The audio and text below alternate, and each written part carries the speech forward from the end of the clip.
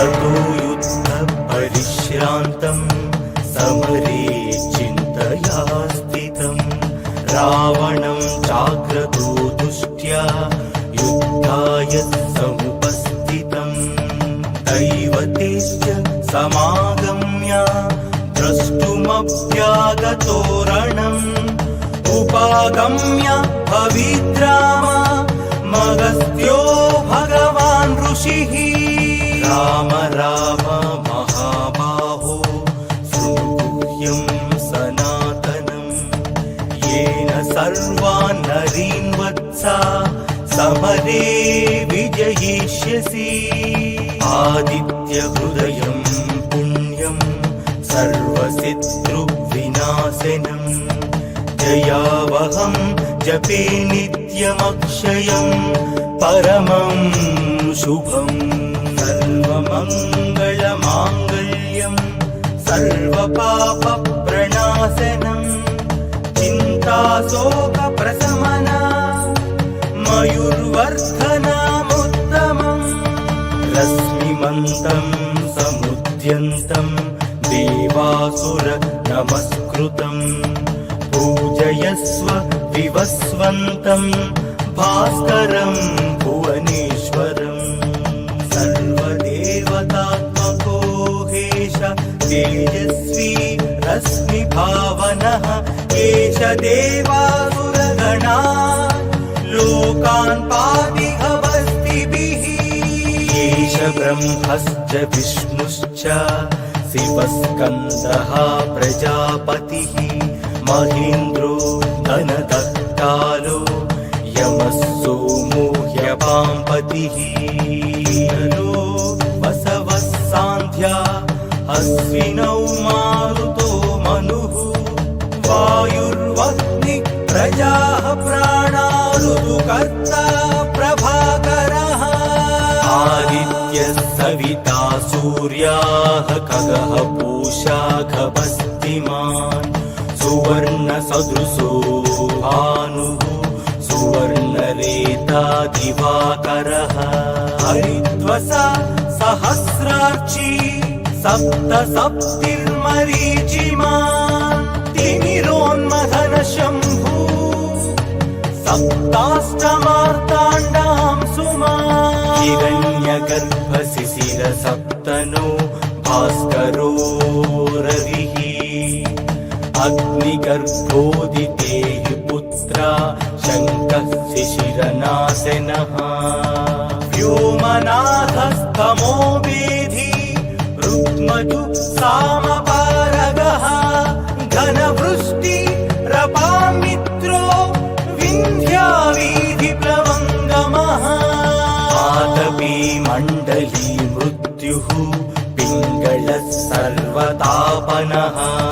रविर्विशो महातेजो रक्तः सर्वभवोद्भवः नक्षत्र ग्रहतारणा मथिपो विश्वभावनः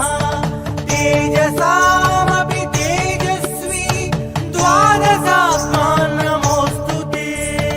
नमः पूर्वाय गिरये पश्चिमायात्रये नमः ज्योतिर्गणानां पतये दिनाधिपतये नमः जयाय जयभद्राय हर्यस्वाय नमो नमः नमो नमः सहस्रांशो आदित्याय नमो नमः नमः उग्राय वीराय सारंगाय नमो नमः नमः पद्मप्रबोधाय मार्ताण्डाय नमो नमः ब्रह्मेशानाच्युतेशाय सूर्यायादित्यवर्चसे भास्वते सर्वभक्षाय रौद्राय वपुषे नमः तमोघ्नाय हिमघ्नाय शत्रुघ्नाय मितात्मने कृतघ्नघ्नाय देवाय ज्योतिषां पतये नमः सप्तचामीकराभाय वग्नये समस्तमोहिनिघ्नाय रवये लोकसाक्षिणे नासाय क्लेश वैभूतं तथैव सृजति प्रभुः गायत्येष तपत्येष पश्यत्येष गभस्तिभिः येष सुप्तेषु जाग्रत्ति भूतेषु परिनिष्ठतः येष चैवाग्निहोत्रं च फलं चैवाग्निहोत्रिणा वेदाश्च क्रतवश्चैव क्रतूनां फलमेव च यानि कृत्यानि लोकेषु सर्वयेषु प्रभुः येन मापत्सु कृत्येषु कान्तारेषु भयेषु च कीर्तियन् पुरुषः कश्चिन्नावसीदति राघव पूजया स्वैनमेकाग्रो देवदेवं जगत्पतिम् एतत् त्रिगुणितं जप्त्या युद्धेषु विजयिष्यसि अस्मिन् क्षणे महाबाहो रावणं त्वं वदिष्यसि एवमुक्त्या तदागस्तो जगाम च यथागतम् एतच्छ्रुत्वा महातेजा